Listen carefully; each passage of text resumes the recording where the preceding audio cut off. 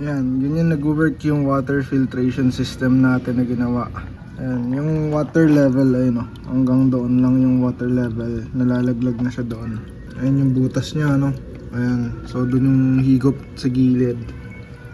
Ayan. What's up guys? Gagawa na tayo ng water filtration system para sa ating tub, lalagyan ng ating crayfish. So may nakaimbak na tayong water doon. Nagamitan ko siya ng ganito, siguro like 10 minutes ago. Ang instruction dito is 1 bottle cup for every 10 gallon aquarium, no?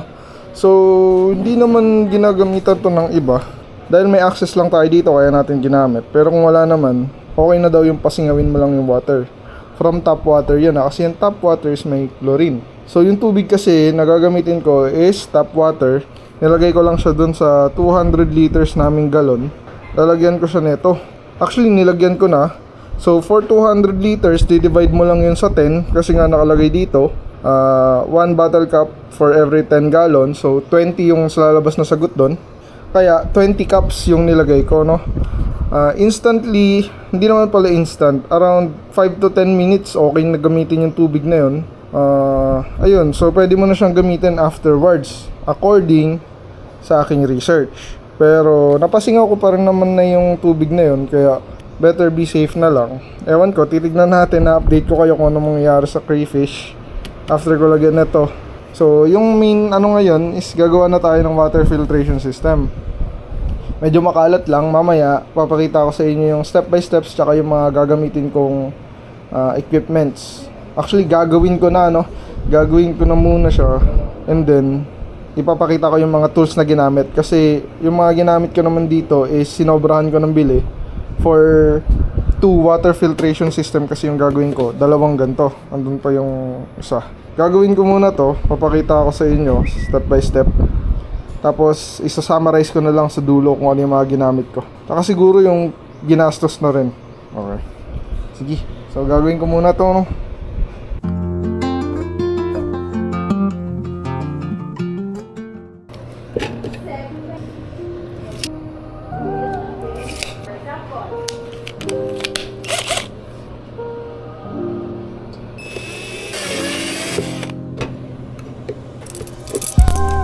Yan, may butas.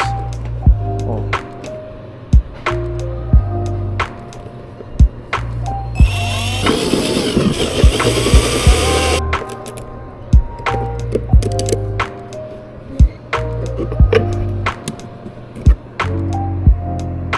Palakihin ko ng konti.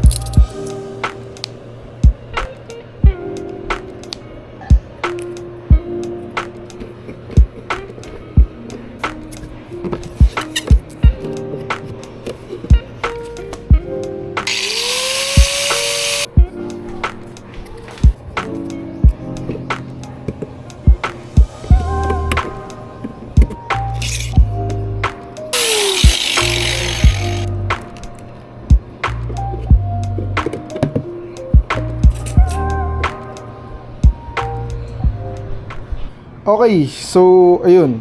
So ito, nakagawa na tayo ng DIY natin na water filtration system. Syempre, hindi pa siya tapos. Actually, ang kulang na lang nito yung mga filter sa loob. So dito sa ang orientation niya kasi, pag nilapag mo siya ganyan, no.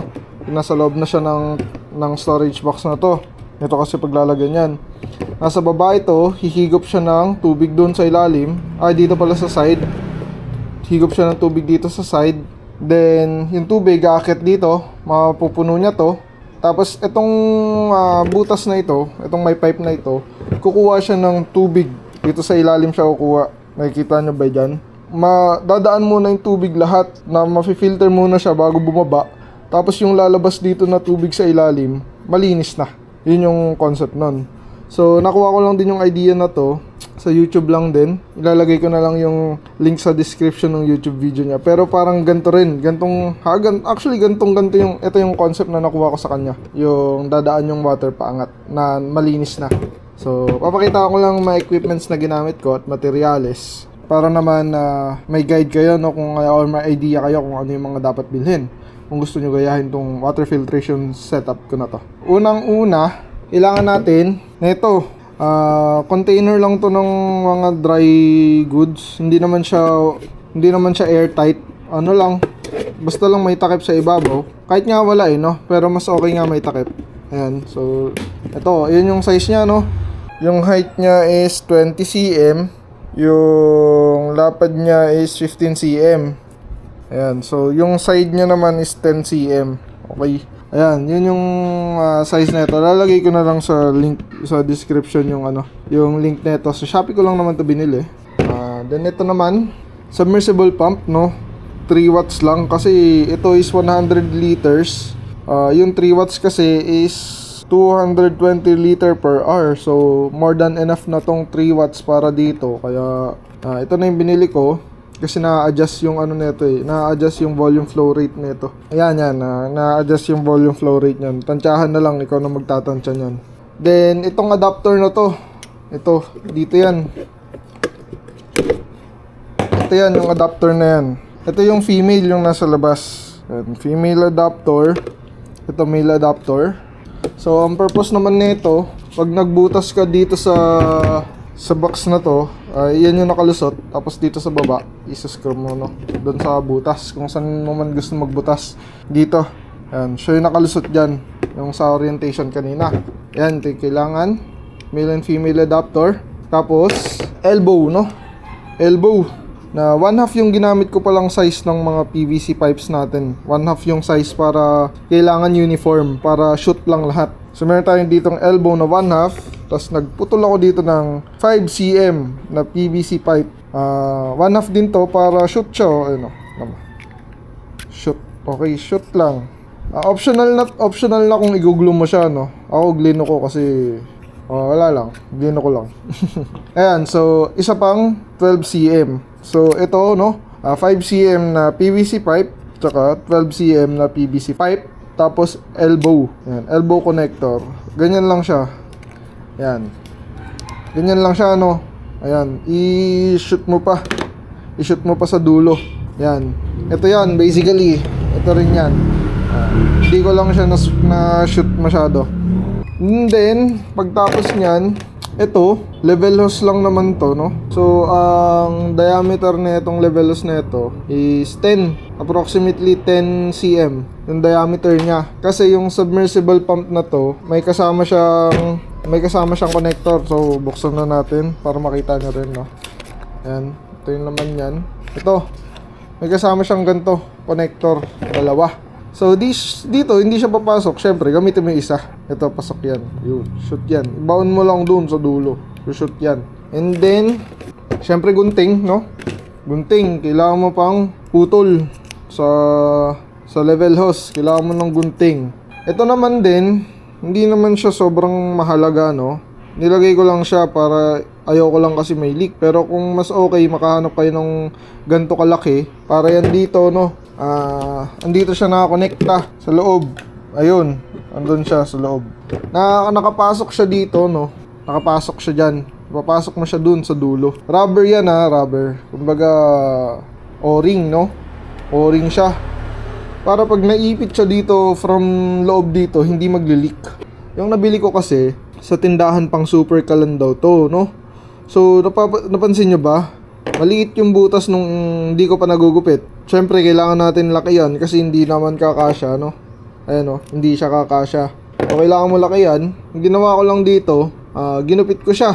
Kinuha ko dun sa loob yung paggupit.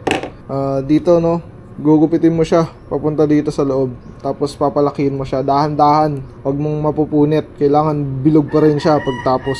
Ayan lang. Ito pang super kalan daw to eh. Di ko alam kung accessible yan sa inyo. Tanong-tanong nyo na lang, no. Tapos gumamit ako nito PVC pipe cement na optional naman. Nasa sayo. Ang pinagamitan ko lang naman na itong PVC pipe cement, ito lang naman. Itong connection na to. Yung elbow na to. Huwag mo nang ipi-PVC pipe cement yung papunta dito, no. Ito, hayaan mo lang siyang nakapasok, nakasuksok lang siya dapat na ganun. Yan, ibaon mo na lang. Kasi syempre, pag maglilinis ka ng filter, mahirap kapag naka-glue na yan. So, wag mo nang i-glue yan. Optional talaga yung glue. Nasa sayo na yun, no? And then, itong Teflon, ginamit ko naman itong Teflon. Dito naman, sa outside thread. Pag tinanggal ko yan, may Teflon yan. Okay, yan lang naman yung silbi ng Teflon kung bakit ako bumili yan. Ito, step drill, yung bala, no. itong bala na to. Kasi itong bala na to, yun yung papambutas mo dito. Yung pinakamalaking part, yung dulong-dulo, yung kailangan mo. Ang sukat nito 20. Yun, sabi natin 20 cm ang sukat ng dulo ng step drill na to. Pag nabutas mo yan hanggang dulo dito, ang mangyayari niyan, saktong-sakto to. Ito no, saktong-sakto tong male adapter na to. Kaya pag ipapasok mo siya dun sa butas dito, kailangan mo pa siyang iikot kasi saktong-sakto siya. Yun yung maganda doon sa part na yun, hindi siya maluwag. Ayun, nakalagay naman pala, may sukat naman dito. So 20 cm na step drill. Barena, kahit hindi cordless, no, okay lang. Pwede ka rin gumamit ng ano pa ba? Optional soldering iron. Yan. Pwedeng soldering iron, no, kaya kutsilyo, no, painitin mo sa kalan. Basta mabutas mo lang siya ng 20 cm yung laki. Kahit hindi naman saktong-sakto kung gagamitan mo naman itong goma. O kaya kung may sealant ka, gamitan mo ng sealant. Mabubuo mo na to. Ito. Ayan. Tandaan mo, nagbutas ako dito. So yung butas nito, kung ano yung size nitong hose natin, yun din yung size para sakto lang, no? Pero hindi naman sobrang halaga ng part na yan. Pwede naman nasa ibabaw lang yan. Pero dahil para maganda na lang, tignan, saktong-sakto yung butas. Ayan, ganyan yung orientation niya. Ito, yung ginawa natin na to, papasok mo lang siya dyan. Diyan. Tapos, ito no, ito kasi yung hose niya. Pasok mo dyan. Orientation niyan, nakaganyan. Tapos dito na part, lalabas yung malinis ng water. Dito yung ihigop ng maduming water na need i-filtrate. Lalagyan na lang natin to ng Lavarax at saka nung filter natin, biochemical filters natin. So okay na, setup natin, tapos na yun, sasaksak mo na lang. Ikaw na mag-adjust dito kung gaano karaming, yung volume flow rate, pahina, tapos palakas. Titignan na natin mamaya, no. Ayan. So kailangan muna natin linisan yung Lavarax natin. So kailangan natin linisan tong Lavarax. Itong water na to, napasingaw na to ng isang araw. Kita mo, dumi, diba? Ayan. Linisan mo para mawala yung kulay pagdating sa filtration system. Siguro mga 3 para ka lang din nagsaing ng kanin, no? Para lang mawala yung kulay lang kasi gusto mo maalis dyan.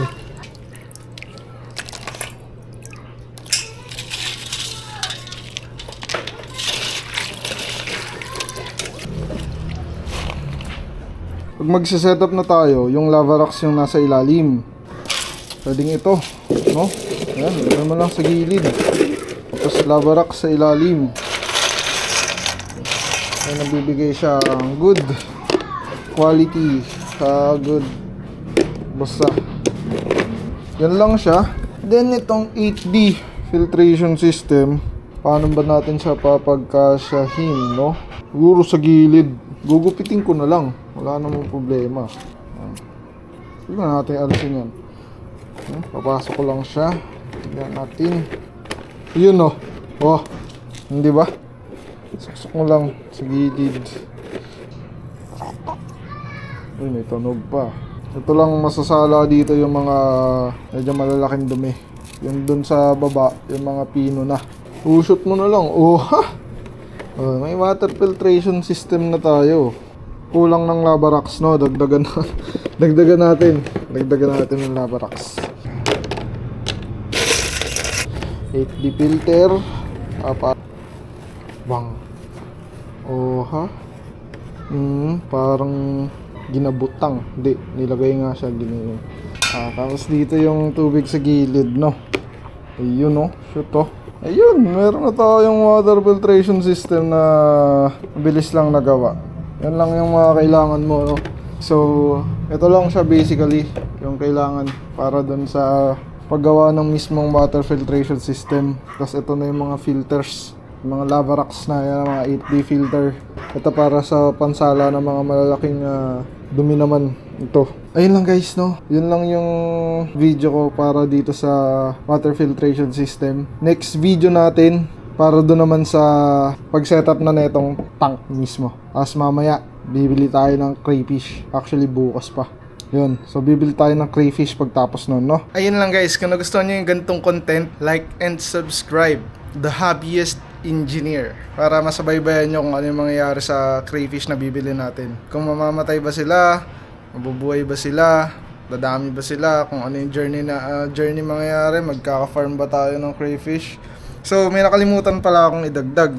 Kailangan mo pala na itong cutter kasi pag nagbutas ka dito, kailangan mo linisin yung loob kasi may mga residue na maiiwan. Kailangan mo ng cutter doon and pentel pen para mag-mark ng mga sinusukat mo. Ay, magsusukat ka, di ba? Magpuputol ka. I-mark mo siya, no? Kailangan mo ng pentel pen. At saka, di ko alam kung nabanggit ko kanina, ito, no? Metro. Actually, kahit anong panukat. Ruler. Kung may ruler ka, ruler na lang. Yun lang. Basta panukat, kailangan mo ng panukat. Yun lang, guys, na. Salamat. Thank you sa panonood. Kung umabot ka dito, isa kang alamat. Bye-bye.